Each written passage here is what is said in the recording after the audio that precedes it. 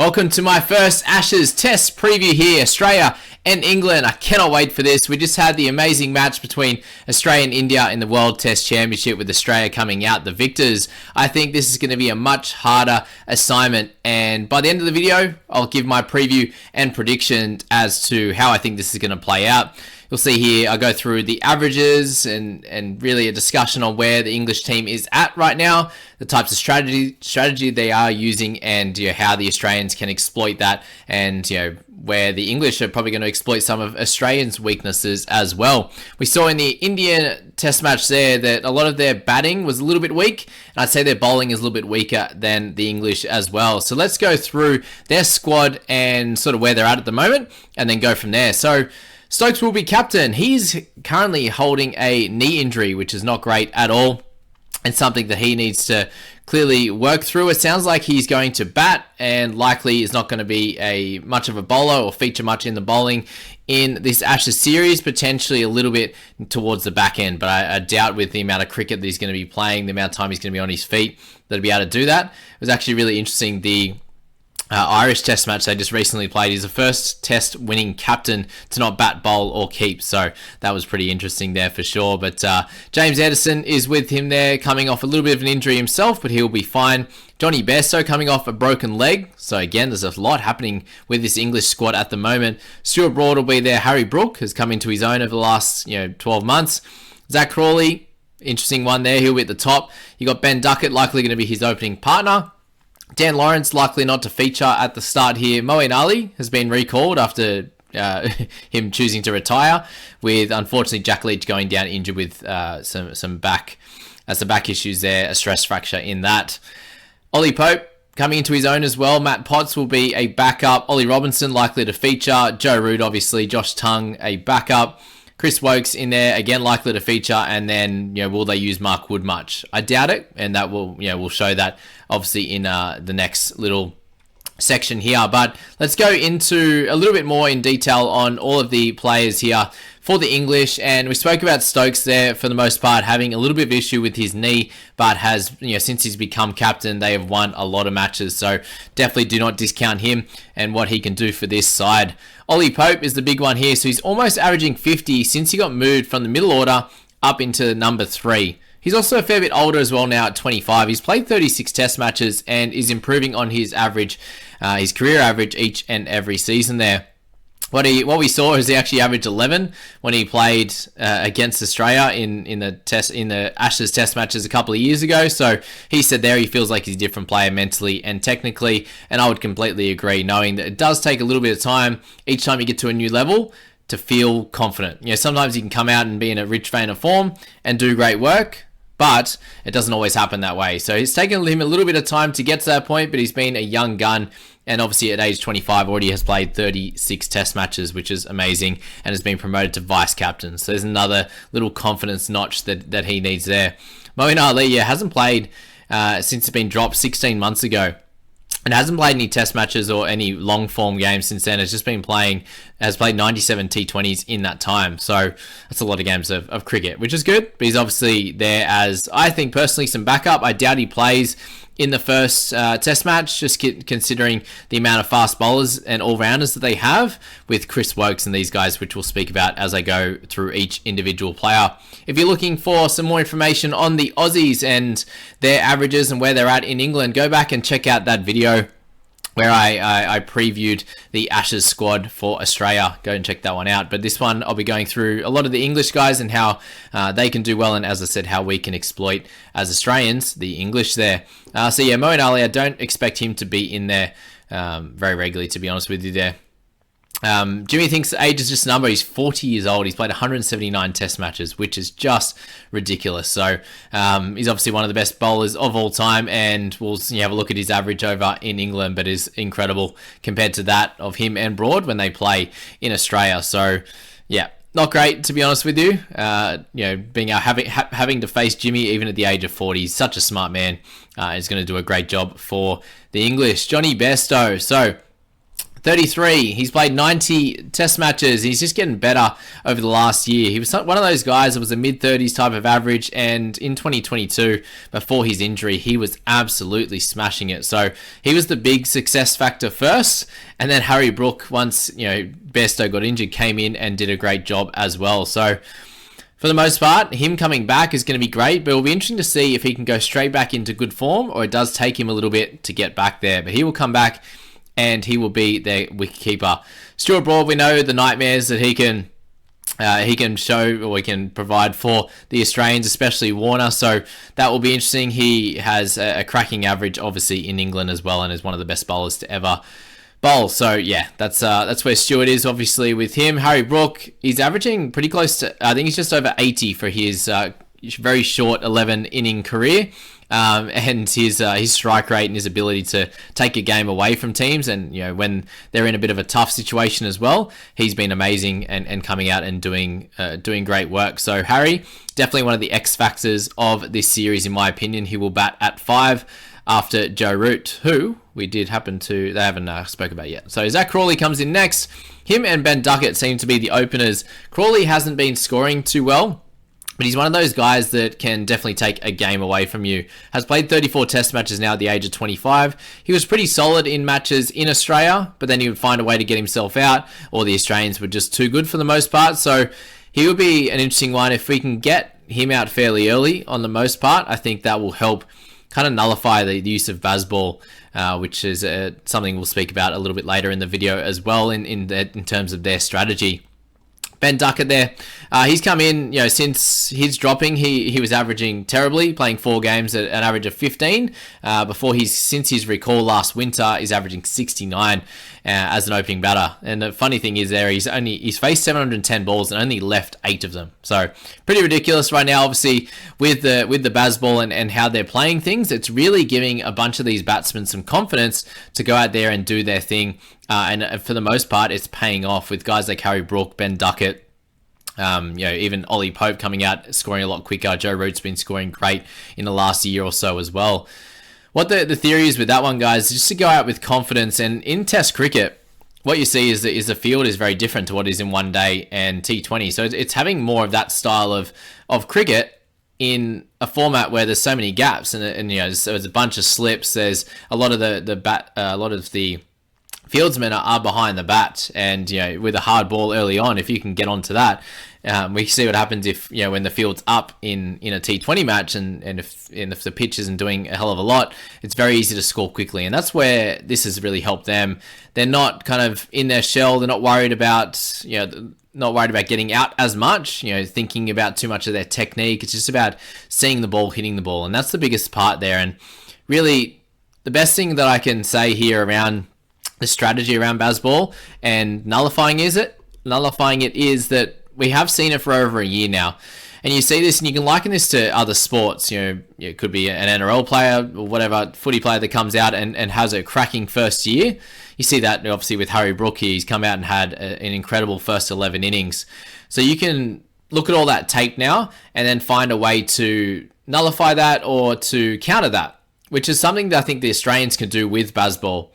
Yes, it's working really, really well at the moment, but the Australians are playing great as well. So I think the Australians there can do some film, can change the way that they set a field for these types of players. It's going to be different to how you traditionally would play a test match. So that's something I think that now it's been happening for a fair while. There's enough information out there. There's enough video to look at to be able to make some changes and do the right thing. So it's going to be interesting how the Crawley and Duckett go against Australians, if they can take it to the Aussies and get a nice lead. I think it's going to be really hard to get the likes of Pope, Root, Harry Brook and Bairstow and Stokes out to go along with Wokes and whoever else they're going to bat there as well. So I think that's where it's going to be won and lost. Australia have a cracking bowling lineup, but how do they nullify and how do they strategize to nullify the Bazball? I'm saying nullify a lot. There you go. But Ben Duckett there has been awesome. Who's he got there? Ollie Robinson. He's been great. Obviously against the Aussies, we'll show what he's like in England versus in Australia as well. Joe Root, we know what he's gonna be like. He's really happy with the captaincy that Ben Stokes has done, so that's obviously contributed to a lot of their winning as well. But Joe's going to be one of those guys that you expect just to score exactly like Marnus and Smithy, but not as good, you'd imagine, with them both having a better average, and especially in England, how good their averages are. But he'll be one of those guys that just going to be that constant in this side. Woke's a good all-rounder, we know. Wood, obviously that quick, straight up and down type of guy, which I think suits better to Australian conditions compared to that of England. I think the Aussies like facing Wood over here, just because he's similar to a lot of bowlers at home. And then it goes to the Australians. So that's where that team's at, and let's go into them on a one-on-one basis. So we'll go into his overview there of Zach Crawley and his batting. So when he plays in England, he's got a 32.6 average, which is okay at best at this point. If he's going to be opening the batting, there needs to be a lot of improvement there, I think, because if he can average about 20 or 25 for England, I think that really opens things up for the Aussies to dig into that middle order of the English a little bit easier than if he was to score pretty well. And I think he's the weaker link right now, and can definitely someone that the Aussies can exploit. So that's that one there. Ben Duckett, as I said, he had that first bunch of innings there, first 4 test matches where he didn't go so well. Since then, he's been averaging great, and he's up to 47 now. Has the 182 in one of his innings there, and then has scored really well in Pakistan, a couple of decent scores in New Zealand there as well. So Ben, since he's coming back, that strike rate of 102 in that 182 there was amazing. His strike rate at 94 and 95, both in New Zealand and in Pakistan. So Duckett is the one that he has a few less test caps to his name, a few less innings there. But if the Aussies can nullify him, it's going to be really, really important, I think, to get, as I said, get started and get locked into that middle order for the English there. Ollie Pope, average there at 37 in England there. So average of 11 against in Australia, sorry, wasn't great. And obviously things are going better for him. In England, Pakistan, he did well as well recently, and then in South Africa, an 88 average as well in his 5 innings. So he's on the way up, and we know that he's going to be someone that's pretty important as well. And I think we can, as Australians, can really touch on the fact that he had a pretty poor series against the Aussies last time. And if they can get on top of him in that first innings and really not let anything slip and give him anything loose in that first sort of 10 to 15 balls, if they can get him early in that first one, I think that's going to play with his head a little bit, and it's something that the Aussies really need to look at, because he is on the up and up, that is for sure, at the moment. Joe Root, somewhat of interest, obviously, at 53.5 is his average in England. In Australia, it's 35.6, so he definitely hasn't scored that well there, and here is where he's super consistent. So I'm expecting him to average that for this series, and if you think otherwise, I think you're probably silly, because he's really improved over the last year as well. He had a little bit of a dry patch, especially when he was traveling overseas, but back home, he's a different beast at 53.5. So expect him to be somewhere like that again. Let's go to Harry Brook and his batting. As I said, 81.8, and he's the X factor, as I said.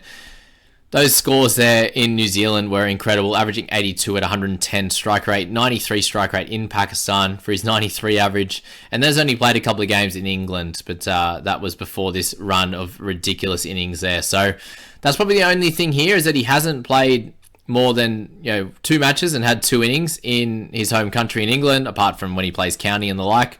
But this will be a different test for him in an Ashes series and Ashes test matches that are going to mean a little bit more than the tests that he has played in the past. He really needs to be able to step up.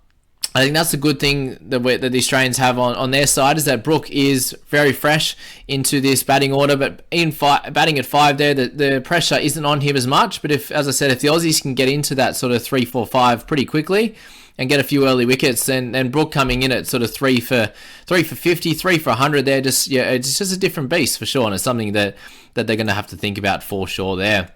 Let's go to Johnny Bairstow on this one here, and as I said, he improved dramatically in that last year before he got injured, and he's sitting at a 39 average in England at the moment, 32 in Australia, so he's played definitely enough against the Aussies, and if he can get back to that form that he was showing before he got injured there, then he's definitely going to be able to do a great job. And batting at 6, being their keeper, if he's fit and firing, Aussies are in trouble. If he takes them a little bit of time to get back into form, then I think that plays into the Aussies' hands there. Very similar to that of Ben Stokes at the moment. Sounds like he's probably not going to be bowling, so we will focus on the batting side. And a 39 average in England, if he can get that, if he's going to be batting 7, that's going to help them so much if he can average that 40 or close to it. Similar to that of what Alex Carey's going to be able to provide for the Aussies at number 7. If Stokes kind of mirrors that of Carey, then I think that's obviously a bit of each of them cancels out for sure. But we know what Stokes can bring in his leadership, in his aggression there. And if he happens to be bowling at some point, then even better for the English. Chris Woakes, so he's an interesting one here. I think he will play. I think he will get picked because his bowling will start there with him. Their 22.6 average is up there with the best in the game. 30 average overall, didn't average great in Australia. He didn't really trouble the Aussies just because he's able to swing the ball a little bit, but his pace in Australia is just fairly easy to combat there. For the batting with him, he averages 35 in England, 20 in Australia, 35 in England. He's a really nice average overall at 28. So I think he deserves to have his spot in at number 8 in the lineup for batting, and then use his bowling as a 22 guy. There, obviously with Anderson and Broad getting that little bit older, you do want some extra overs from some of these younger guys in Woakes. I definitely think he can do a good job there. Moeen Ali, as I said, I personally think he's going to be backup for this squad, and him with his batting at 28 average, there's a reason why he did get dropped, and that's one of them, and his bowling is just okay. His average in England is 33, average in Australia was pretty disgusting at 105 for his bowling, so he's someone that I personally be leaving out, and he will definitely feature at some point.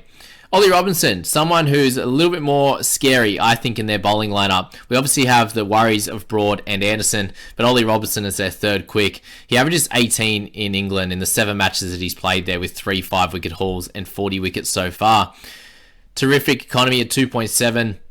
He's one of those guys that Aussies do seem to struggle against a little bit. Obviously, the height is important there, but his ability to move the ball off the wicket and get a little bit of swing, different to that of Broad and Anderson being that little bit shorter. Broad's they're both sort of 6'2", 6'3", but Robinson is huge, and we seem to have struggled against a bunch of those guys. Like Harmison's been able to, and Flintoff have been able to cause some of the Aussies fits, being a bit of a bigger guy there. And I definitely think he can do a great job there. So we finish off with Stuart Broad and Marky Wood, I believe. And Anderson, I didn't even talk about Endo there.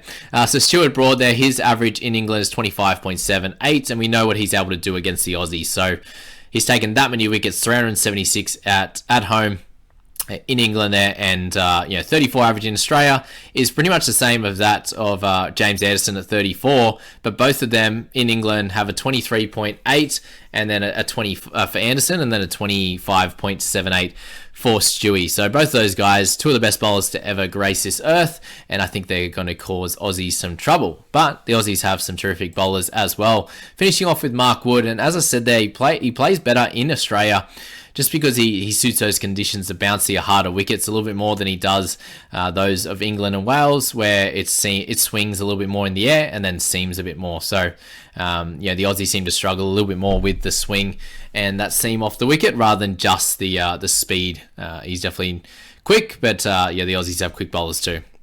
So he's not one to be a big worry for the Aussies. So my thoughts on this.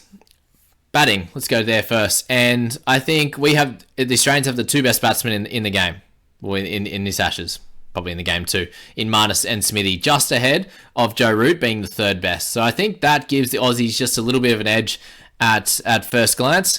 And then you've got 1 or 2 of the other Aussie batsmen need to really step up. If they can have 3 or 4 out of their top 6 do great, then I think they have the edge, which I think is pretty fair. If 3 or 4 can step up, there's definitely the caliber of player there, and a lot of them are in form right now. As I said, Carey and Stokes at like that number 7 is going to be pretty even, I think. So, it's going to be to do with those top 6. If they can match the top 6 of the English batsmen, which have obviously Joe Root as the centerpiece, and then around that, it's a couple of guys obviously carrying injuries or coming back from injury in Bairstow and Stokes, who have definitely shown it before. And then they've got Harry Brook, the X Factor. You've got Ollie Pope coming into his own. He'll be like a 40 to 45 average type of guy, I'd imagine, in this test series. And then you've got some inexperience in Duckett and also Crawley up top. Aussies are more experienced than the English batting lineup there. If you're looking at the bowlers, I see Aussies and English fairly similar in terms of quality around the world. Australians will probably beat, I'd say, the English bowling lineup around the world. But when it comes to England here, I think that they have the slight edge being at home. Very similar, as I said, but have practiced here all their life. They have the terrific ability to swing the ball a little bit and seam the ball away or in, depending on who they want to bowl to. Obviously, Stuart Broad has it over a bunch of the left-handers in the Aussie lineup, so that's definitely something of concern to go along with James Anderson, close to the best bowler of all time, one of the best fast bowlers definitely of all time there. So, Ollie Robinson with his terrific average as well. We do have great averages from Pat Cummins and also Hazy. In England, I think Scotty Boland obviously has shown that he's been really, really important and he'll be great at some point in this series. So I see, the squad's being fairly similar. I'd say our batting in Australia will probably just come out on top, especially if the Aussies can come with some type of strategy for Bazball. I think that the Aussies will just win this Ashes series. I'm going to call it as 2-1 out of the 5. So 2 either washouts or draws. I'd say 1 probably gets washed out into a draw, and another one just a very good batting display from both teams, and they can't get that full 20 wickets to be able to win that Test match. So that's where I'm at with the preview for this one. 2-1 to the Aussies. It's going to be super close, and it will depend how things happen strategically between the two. And if the Aussie batsmen, a couple of left-handers especially, can step up in Uzi, in Travis Head, these types of players there with Warner, can he come back and have a good one? Or are the young guns from England going to continue their Bazball ways and doing amazing work? I hope you enjoyed that, guys. I cannot wait to watch the Ashes, and I hope you can't wait either.